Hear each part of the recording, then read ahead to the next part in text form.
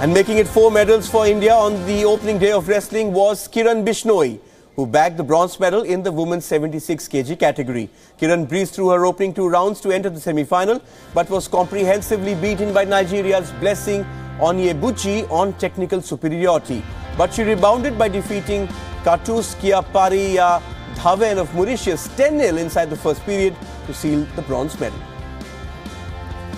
Let's get Jagdish Kaliraman and Manisha Malhotra back, because Jagdish, for Rahul Aware, he's been around on the circuit for a long time, but he's had to wait a long time to have the gold medal round his neck at a major games, and we saw him break down on the victory podium. It just showed what it meant for him.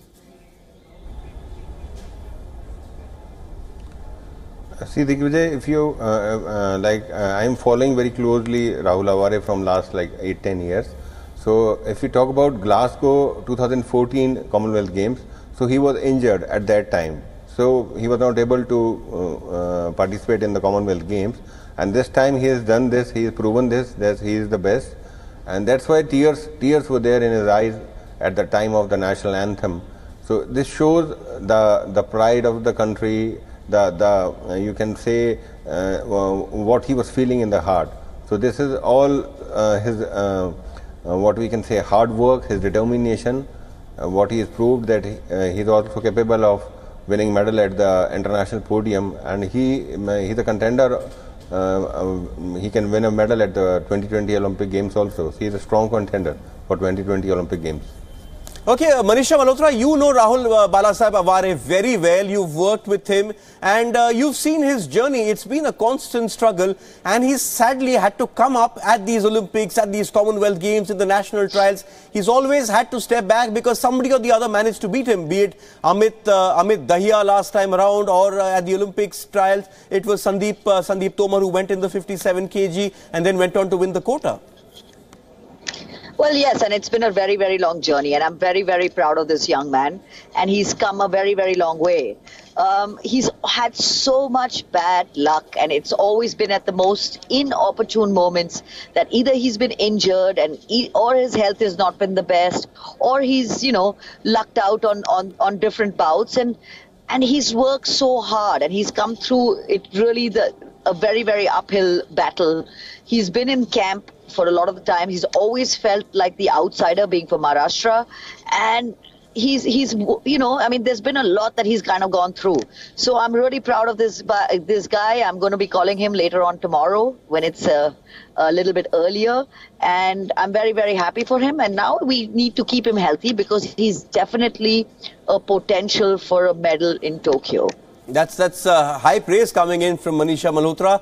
But Jagdish, also it just goes to show that India has this great talent in this 57 kg. If it's be it Aware, be it Amit Dahiya or Sandeep Tomar, this is a pretty strong weight category for India. And to have 3 really good guys in that weight category means that whichever Indian goes to compete for India at the top level, he is in really good shape because of the competition coming in at home.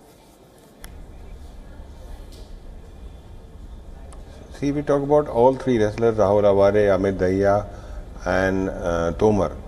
So they are all very good wrestlers, talented young wrestlers. So whoever represents India in Asian Games, in Commonwealth Games, in Olympic Games, so all 3 are capable of winning medals at all the games. So they are all good wrestlers, and we hope who is the best goes in the games, in the coming Asian Games and the 2020 Olympic Games. Okay, Manisha, I just want to look at the other results from today, and there was Babita Phogat in the women's 53 kg. Is it a bit disappointing for her not to win the gold? She's been a veteran of wrestling. This is her 3rd Commonwealth Games medal as well. But with that experience, you would expect her to get over the line. Yes, I think that would be considered a disappointment. And the Canadian is a very good wrestler, but not in the same experience bracket as a Babita. And I think that she should have kind of got the job done. And it's a little disappointing, but well, she should be happy with the silver anyway. And it's okay. Now she just has to kind of look forward, and everybody needs to start kind of getting their sights into the Asian Games mode. Okay, Jagdish, getting just you in on Babita as well. From the wrestling point of view, she did have a few attacks, but what the Canadian did very well is that she countered those attacks. So even as Babita went in and tried to get those 2 points, 4 points, the Canadian countered, and it was Babita's shoulders which hit the mat first, which ensured that the Canadian got those points. And this just points to better game management. If you talk about today's Babita's bout, it was a close bout, and it was a very technically bout. So it depends what you do on the mat at that point of time, how your mind works, what is how you apply your techniques, what is your strategy.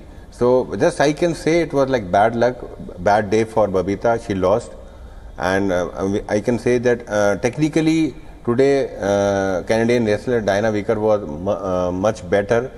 She took good decision. She had done 2 counters, so in both the counters she got the point. So this is like we can say it depends. There's a word we call situational awareness. So it's situational awareness means that what you do your best at that point of time when it's crucial time. So Diana Vicker took chance, she took risk and gains the point. So it was like, I can say it's for a bad day, but she's a good wrestler and she also makes a record. She is the first Indian woman wrestler to win 3 medals at the Commonwealth Games.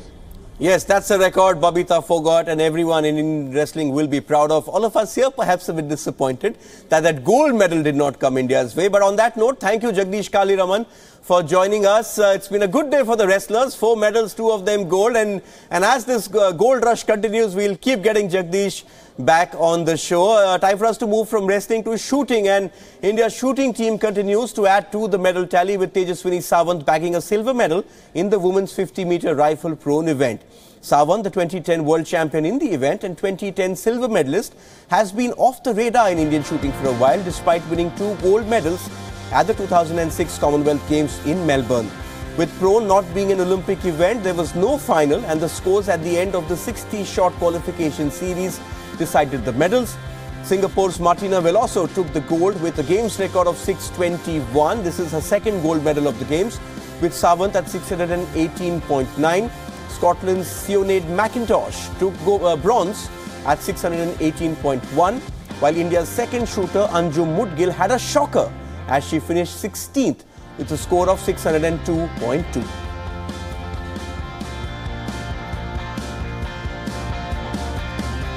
Manisha Malhotra, how would you look at this one? Again, prone isn't an event where India had a medal last time, so in that sense this is a medal gained.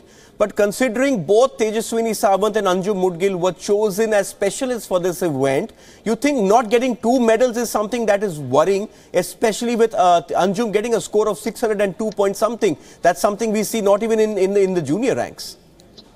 Yeah, that score was a shocker. And, you know, I mean, I think that's very, very disappointing because for an event like this, Tejaswini, yes, are very experienced, and so you've chosen them and prone now no longer has the depth that it used to have. And so, yeah, I think that it was a very, very bad performance by Anjum. Tejaswini, of course, very experienced shooter and ended up shooting okay, but we should have got 2 here. Hey, that was shooting, but there are still more shooting medals to be expected. Now, there's a big game coming up in a short while in the women's hockey competition. The Indian women's team will be playing its semi-final against 4-time defending champions Australia.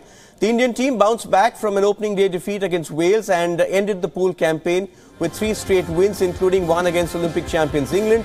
They finished behind on goal difference, having scored 9 and conceded 5. Australia, on the other hand, have not lost a single game in the tournament and have 3 wins and a draw.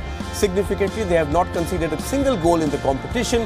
India will have to be wary of Jodie Kenny, who has scored 4 goals, 3 from penalty corners and 1 from a penalty stroke. Captain Rani Rampal and Gurjeet Kaur have both scored 3 goals in 4 matches. Okay, time to get Michael Nobbs in. He's patiently been listening as we've been talking about wrestling. But Michael, right at the top, divided loyalties for you because it's India, your heart beats for India, but your daughter's playing this match as well for Australia. I know, that's a really tough one, and because I spoke to her today, and she said, "Well, if you don't barrack for me, then I'm going to disown you as a father." I'm going, "Oh my God." Okay, I'm not going to get into that. One because yeah, I'm not going to get into that, Michael. That's your Lakshman Rekha. Which side you want to be on, I'm not going to get into it. But Australia start favourites, and for India to win this, they'll need to come up with something really, really special, because, as I said, the Australians haven't conceded a single goal in this tournament. Look, this game. Look, so this is a final. This is a world-class event. All of the teams competed at the last Olympics. Both teams are equally skillful, and India is really the underdog. But India has shown they can beat any team in the top 10. There's no doubt about that. So they have to go in with the belief that they can win. That's going to be the key to this whole game. If they think that Australia are better, they will lose, and they will lose severely. But if they walk in and they say, look, we can win this, and even if they get a goal down, they've still got to play as though they're going to win this game. They have to believe in themselves and not have any doubts. Exactly like the men's team did the other night. I mean, they just found a way to win.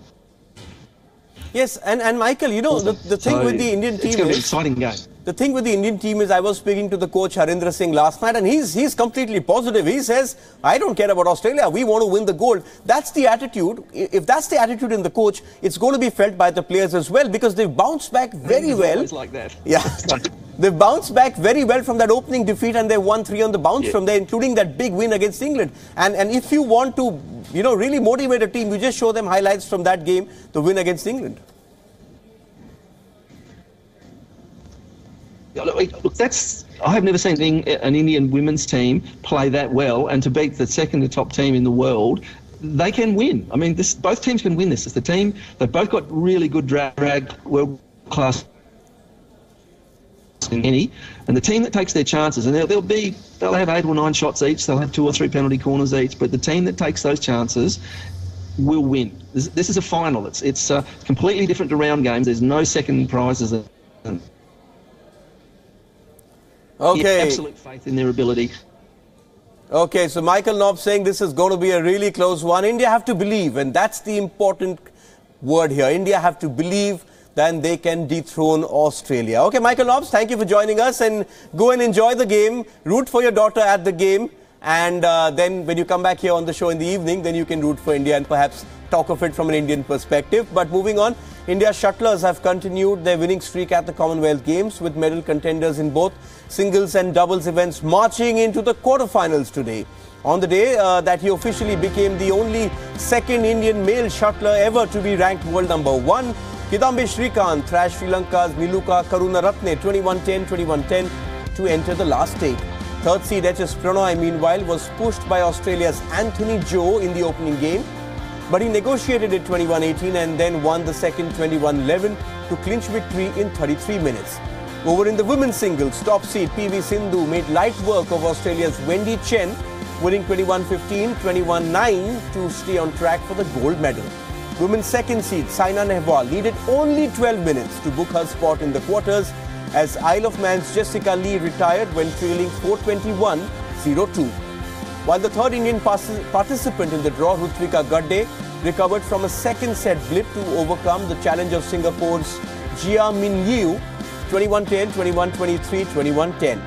Two Indian pairs are also in the quarterfinals of the mixed doubles event. Satvik Ranki Reddy and Ashwini Ponnappa are also 2 wins away from a guaranteed medal after beating Canada's Kristen Sai and Nail Yakura in straight games 21-10, 21-7. While Pranav Jerry Chopra and Sikki Reddy took out Singapore's Danny Bawa, Chris Nanta and Jia Ying Wong 21-19, 21-13.